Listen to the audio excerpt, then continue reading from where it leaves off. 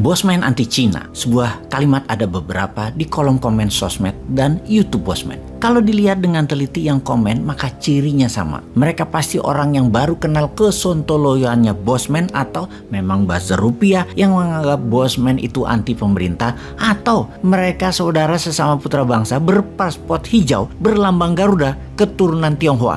Namun yang ini hanya 5% alias kecil banget dari yang komentar. Mereka merasa tertohok oleh Bosman dan mengatakan Bosman anti Cina. Kita jelaskan, terutama untuk sahabat dari keturunan Cina di Indonesia yang mengecam Bosman. Walau hanya 5%-an dari yang mengecam, kecil sih. Namun ini penting karena yang terbesar adalah para buzzer yang dibayar pejabat menggunakan uang jabatan. Juga di belakangnya ada para taipan. Buzzer ini kita nggak pedulikan, mereka sampah. Mereka akan kena tulahnya sendiri ketika pejabat-pejabat yang mereka lindungi pada nggak jabat lagi atau pensiun. Habis aja mereka para buzzer ini. Kita kembali ke topik. Sekali lagi, pernyataan Bosman anti Cina harus diluruskan. Sungguh secara pribadi pernyataan Bosman anti Cina itu menggelitik rasa patriotik nasionalisnya si Sontoloyo ini. Ini adalah framing yang dibuat buzzer, karena memang buzzer tugas utamanya adalah membelah-belah dan membuat orang yang dianggap musuh pejabat yang sedang berkuasa saat ini harus dibenci oleh masyarakat semua. Dan yang paling gampang adalah menggiring opini kesukuan.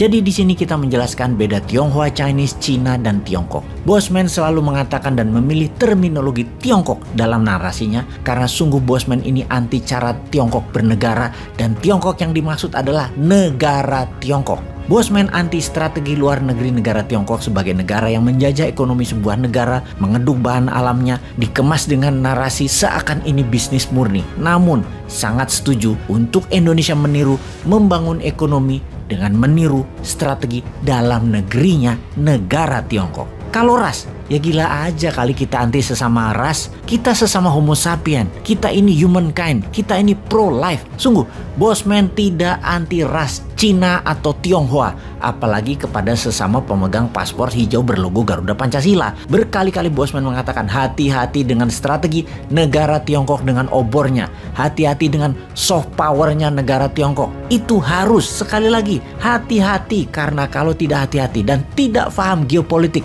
negara Tiongkok, Indonesia bisa seperti katak dalam panci yang sedang direbus hidup-hidup. Indonesia tidak akan terasa di awalnya, sampai tahu-tahu ngambang aja, mati aja. Mau bukti? 7 tahun Tiongkok berkontribusi di Indonesia misalnya, membangun nikel di Sulawesi, membangun power plant batubara, infrastruktur, jalanan, kereta api. Apakah membuat Indonesia menjadi negara superpower? Kita buktikan dengan pertumbuhan GDP per kapita 2014 adalah sekitar $3.800. Sekarang 4.300 alias hanya naik 12% atau tidak sampai 2% setahun. Mana katanya membuat Indonesia makmur? Makmur itu kalau GDP per kapitanya di atas 12.800 atau 15.800 GDP per kapitanya seperti Tiongkok, atau sekalian aja $60.000 GDP per kapitanya seperti Singapura. Oke, maaf kita tidak membicarakan lebih jauh hal ini ya. Kesannya pejabat sekarang tidak bisa membangun dan serba salah di mata Bosman. Sesungguhnya Bosman yang sontolo ini, yang orang bodoh ngaku pinter ini, hanya ingin mengatakan Indonesia itu Ferrari. Kenapa hanya digas 30 km per jam sih? Pada bisa nyetir nggak sih? Sungguh banyak cara untuk membuat Indonesia berdaulat dan hal itu yang dibengok-bengok oleh Bosman. Dari teori sampai praktek yang dibuktikan walau skala kecil-kecilan di usaha pribadinya Bosman. Nggak pakai uang negara, nggak pakai uang Pemda. Itu yang bikin gregetan. Yang kalau begini-begini aja, 70 tahun lagi baru jadi negara kelas menengah yaitu 12.800 GDP per kapitanya. Keburu negara lain nyusul. Kita terus aja di ranking 15 dari 20 negara seperti saat ini. Ini kalau boleh misu-misu marah-marah nih ya, Bosman akan komen, ngapain buat sarana jalan isinya barang asing, buat jembatan isinya asing, jalanan asing, mobilnya asing, bahan bakarnya impor. Harusnya buat dari lokal, isinya jalanan lokal, mobilnya SMK, minyaknya dari BBM lokal, semua lokal dong. Nah, mulai deh kalimat ini pasti akan jadi pro kontra. Wes jangan diterusin, banyak yang sumbu pendek. Kita balik menginformasikan, kalau mau jadi negara superpower, Indonesia harus menjadi pemain global dan Indonesia sekali lagi harus menjadi raja di kawasan. Indonesia harus jadi sponsor country, menjadi negara pengendali,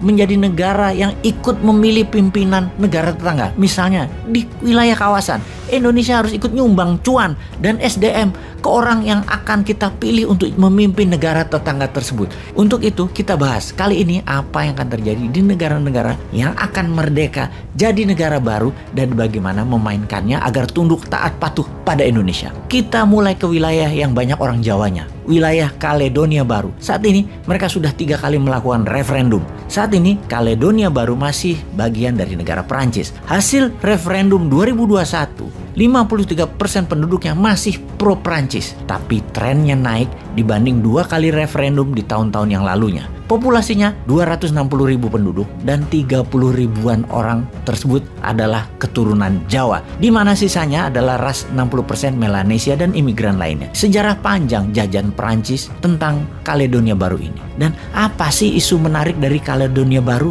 Perancis telah mengambil setengah cadangan nikel di negara tersebut hingga saat ini. Dan gerakan pro pisah dari Perancis yang akan referendum di akhir tahun 2022 ini adalah disponsori oleh Tiongkok. Apa yang Tiongkok inginkan sama seperti Perancis. Tiongkok mau ambil nikel yang cadangannya sangat besar. Bahkan dikatakan bisa sampai kebutuhan 1/4 dunia adalah dari Kaledonia Baru. Satu lagi wilayah yang tak kalah menarik. Karena negara-negara Pasifik adalah negara-negara kepulauan.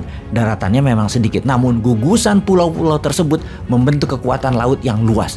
Wilayah yang kita bicarakan berikutnya adalah Bougainville, dekat Solomon Island. Kepulauan Bougainville ini dipaksa masuk bagian dari Papua Nugini, yang mana Papua Nugini dulu sekitar tahun 1890-an dijajah Jerman, kemudian 1914 diambil oleh Australia, lalu diambil oleh Jepang di tahun 1942, lalu diambil Amerika, lalu dikasih balik ke Australia, lalu oleh Australia di tahun 1975 Papua Nugini diberikan kemerdekaan dan Australia menjadi negara pelindungnya. Kepulauan Bougainville secara geopolitik menjadi bagian Papua Nugini. Namun sejak tahun 80-an protes mereka dan ingin lepas dari Papua Nugini. Gerakan separatis ini menguat, namun di tahun 2001 terjadi perdamaian. Perdamaian semu tentunya, hingga akhirnya ada referendum di tahun 2019 kemarin. Keputusannya, 98% masyarakat ingin lepas dari Papua Nugini. Bougainville di tahun 2027 berdasarkan referendum 2019 akan menjadi negara merdeka. Yang hebatnya, sebuah pelabuhan laut besar penangkapan ikan sedang akan dibangun di sana oleh siapa lagi kalau bukan Tiongkok. Sahabat, semoga paham. Indonesia ke depannya harus bagaimana kalau mau menjadi global player. Sekedar mengingatkan, 2 negara baru tadi tetangga kita yang jauh dari mainland Tiongkok. Dan apalagi ada 5 negara baru lainnya yang akan kita sebutkan sebentar lagi. Jangan-jangan Indonesia hanya bengong doang wondering what happened, aya naon.